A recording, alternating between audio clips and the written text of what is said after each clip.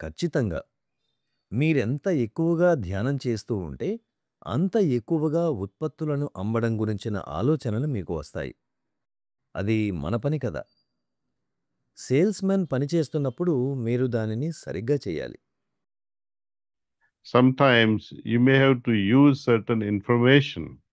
కొన్నిసార్లు మీ ప్రత్యర్థులకు విరుద్ధంగా మీకు ఉపయోగపడే కొంత సమాచారాన్ని సైతం మీరు వినియోగించవలసి ఉంటుంది. మీరు ఎంతో చురుగ్గా తయారవ్వగలగాలి. ధ్యానం మీకు సహాయపడుతుంది. మీరు ధ్యానిస్తున్నప్పుడు ఈ సమస్యకు నేను సమాధానం పొందగలనా అని ప్రశ్న వేసుకోండి. వస్తువుల గురించిన నిజాలు మాత్రమే చెప్పాలి.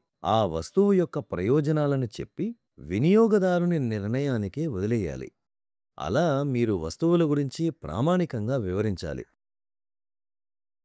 So, your authentic honesty, your straightforwardness will help. And while you are communicating, మీ ప్రామాణికమైన నిజాయితీ, మీ ముక్కుసూటితనం మీకు సహాయపడతాయి.